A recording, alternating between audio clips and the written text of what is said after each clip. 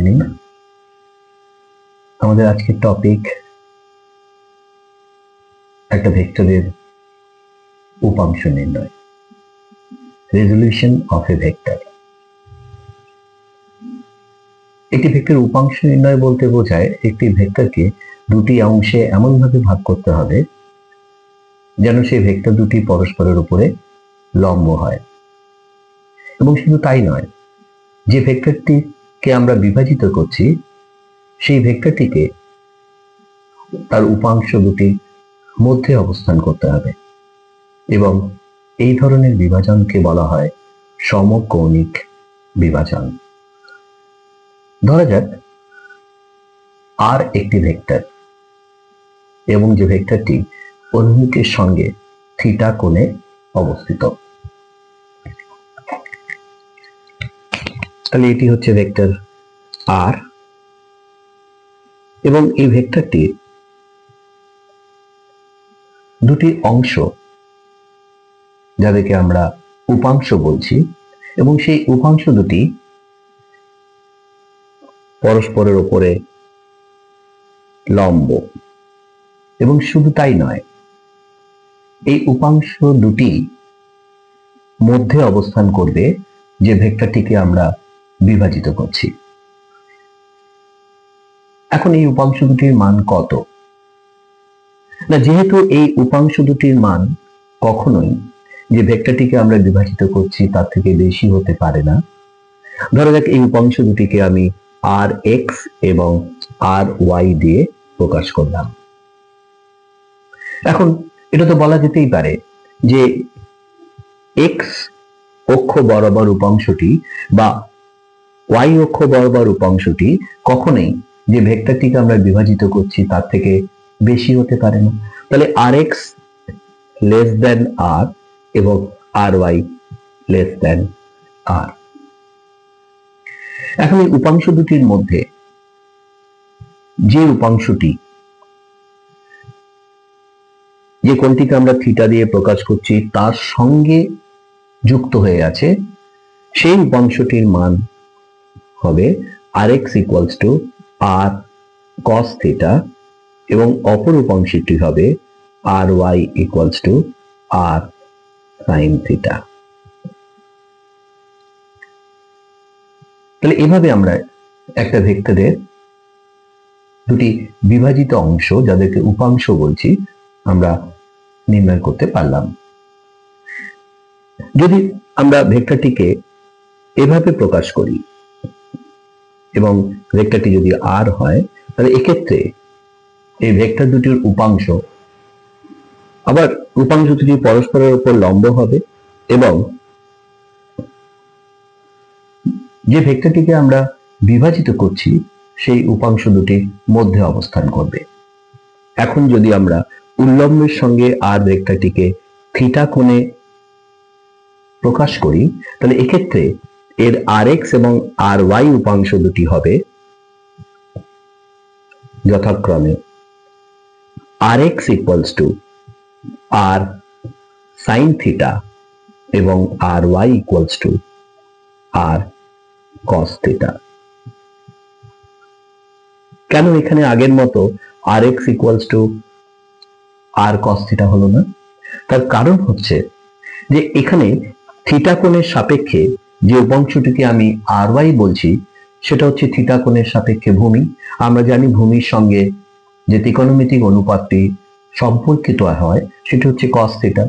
তাহলে এক্ষেত্রে আর এক্স হলো আর কস থিটা এবং আর ওয়াই হলো আর সাইন থিটা।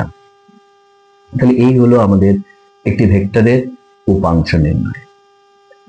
এরপরে আমি তোমাদেরকে শেখাবো সেটা হচ্ছে অর্ডিনারি অ্যালজেব্রা এবং ভেক্টর অ্যালজেব্রা, এই দুটোর মধ্যে পার্থক্যটা কোথায়। আমরা অর্ডিনারি অ্যালজেব্রা হিসাবে জানি এ এবং বি যদি দুটি স্কেলার রাশি হয় তাহলে এক্ষেত্রে A plus B square equals to A square plus B square plus 2ab। কিন্তু এক্ষেত্রে এই ভেক্টর রাশির ক্ষেত্রে এই অ্যালজেব্রাটি কি রকম হবে বা কোথায় সাধারণ অ্যালজেব্রার সাথে ভেক্টর অ্যালজেব্রার পার্থক্য। আমরা আগের ক্লাসে দেখেছিলাম এ ভেক্টর এবং বি ভেক্টরের ডট গুণফল হলো এ ভেক্টরের মান ইন্টু বি ভেক্টরের মান ইন্টু কস ভেক্টর দুটির মধ্যে অন্তর্ভুক্ত কোণ। এখন এ এবং বি দুটো ভেক্টর যদি একই হয়, অর্থাৎ দুটোই যদি এ ভেক্টর হিসেবে প্রকাশ করি, তাহলে আমাদের প্রথম যে অ্যালজেব্রাটা হচ্ছে, অর্থাৎ দুটো ভেক্টরই যদি এ ভেক্টর হয়, তাহলে দুটো ভেক্টরই একই অভিমুখে ক্রিয়াশীল, অতএব এদের মধ্যে অন্তর্ভুক্ত কোণ থিটা ইকুয়াল টু 0 ডিগ্রি, আর cos 0 এর মান আমরা জানি 1। সেক্ষেত্রে এ ডট এ আমাদের প্রথম যে ভেক্টর অ্যালজেব্রাটা হলো magnitude A into magnitude A into cos 0 degree, এবং cos 0 ডিগ্রির মান যেহেতু 1, তাহলে a dot a vector is equal to magnitude of a square. এখন এই অ্যালজেব্রাটাকে যদি আমরা এখানে প্রয়োগ করি, তাহলে আমরা কি শিখলাম না, কোনো ভেক্টরের ম্যাগনিটিউড স্কয়ার বলতে বোঝায় ওই ভেক্টরটার ডট গুণফল। তাহলে এক্ষেত্রে A vector plus B vector magnitude square যদি আমরা বার করতে চাই, তাহলে এক্ষেত্রে আমরা এটাকে বলতে পারি A vector plus B vector dot A vector plus B vector. এখন ভেক্টরের নিয়ম অনুযায়ী এ ডট এ হলো magnitude A square plus A dot B plus B dot A plus B vector dot B vector হয় magnitude B square. তাহলে এখানে আমাদের এ dot B দুবার আসার কারণে, আর যেহেতু বি ডট এ আর এ ডট বি সমান হয় কারণ ডট গুণফল কমিউটেটিভ, তাহলে এক্ষেত্রে আমরা বলতে পারি magnitude A square plus 2 A dot B plus magnitude B square. এখন এ ভেক্টর এবং বি ভেক্টরের মধ্যে অন্তর্ভুক্ত কোণ যদি থিটা হয়, তাহলে এ ডট বি কে আমরা প্রকাশ করতে পারি magnitude A square plus 2 magnitude A into magnitude B into cos theta plus magnitude B square. এটাই হচ্ছে অর্ডিনারি অ্যালজেব্রার সাথে ভেক্টর অ্যালজেব্রার তফাৎ। অর্ডিনারি অ্যালজেব্রার ক্ষেত্রে a প্লাস বি স্কয়ার, যেখানে a b স্কেলার রাশি, a square plus B square plus 2ab, কিন্তু vector অ্যালজেব্রার ক্ষেত্রে vector a plus vector b magnitude square এর সূত্র হলো a square plus B square plus 2ab cos theta. এখন আমরা জানি যে cos থিটার মান সর্বোচ্চ মান যেহেতু 1, তবে cos থিটার মান কখনোই 1 এর থেকে বেশি হতে পারে না, cos theta less than equals to 1। অর্থাৎ এই রাশিটার মান যদি 1 এর থেকে কম হয়, তাহলে সেক্ষেত্রে এই দুটোর মধ্যে সম্পর্ক থেকে আমরা বলতে পারি যে magnitude of A vector plus B vector square is less than equals to magnitude of a plus b square।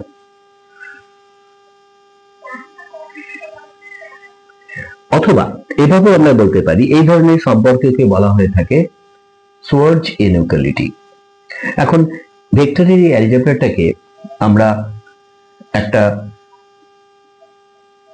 জ্যামিতির উপপাদ্যে প্রয়োগ করছি। আমরা ভেক্টর পদ্ধতির সাহায্যে আমরা জ্যামিতির একটা উপপাদ্য আমরা প্রমাণ করব।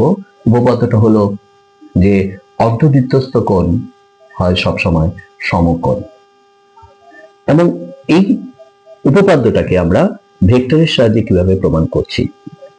আমাদের প্রমাণ করতে হবে অর্ধবৃত্তস্থ কোণ সমকোণ। এখানে এ বি একটি বৃত্তের ব্যাস, ও বৃত্তের কেন্দ্র, সি পরিধির উপরে একটি বিন্দু। আমাদের প্রমাণ করতে হবে কোণ এ সি বি 90 ডিগ্রি। এখন এই প্রমাণটা আমরা করব কি করে? প্রমাণটা আমরা করব ভেক্টরের সাহায্যে এবং ভেক্টর অ্যালজেব্রার সাহায্যে। ধরা যাক এ ও ভেক্টরটিকে আমি এ ভেক্টর দিয়ে প্রকাশ করলাম, এখন যেহেতু এও ভেক্টর এবং ওবি ভেক্টর দুটোরই মান ও অভিমুখ একই, সুতরাং ওবি ভেক্টরটুকু আমি এ ভেক্টর বলতে পারি। কিন্তু ওসি ভেক্টরটির মান এও বা ওবি ভেক্টরের সাথে সমান হলেও, কারণ এরা প্রত্যেকেই একই বৃত্তের ব্যাসার্ধ, কিন্তু আমরা এও ভেক্টর আর ওসি ভেক্টরকে সমান বলতে পারছি না, এদের মান দুটো সমান কিন্তু অভিমুখ তো আলাদা, সুতরাং এটাকে আমরা বি ভেক্টর দিয়ে প্রকাশ করলাম।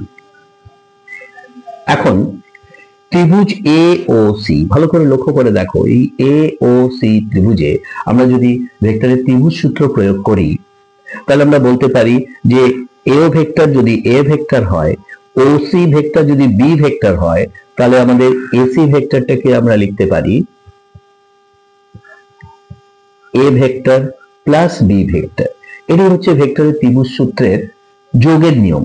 কখন দুটো ভেক্টরকে আমরা যোগ করব না, যখন দুটি ভেক্টর একই অভিমুখে গৃহীত হয়েছে একটা ত্রিভুজের দুটো বাহু দিয়ে, আর তৃতীয় বাহুটা ওই দুটি ভেক্টরের লব্ধি প্রকাশ করছে। আবার আমরা যদি এখানে ও সি বি ত্রিভুজ বেছে নিই, এখন এই ওসিবি ত্রিভুজে এ ভেক্টর এবং বি ভেক্টরের অভিমুখ কিন্তু বিপরীত অভিমুখে আছে। তাহলে এক্ষেত্রে আমরা যদি বিসি ভেক্টরটিকে বার করতে চাই, তাহলে এখানে আমরা ত্রিভুজ সূত্রের দ্বিতীয় ভাগ, অর্থাৎ কখন দুটো ভেক্টরকে বিয়োগ করা হয় সেটা ব্যবহার করব।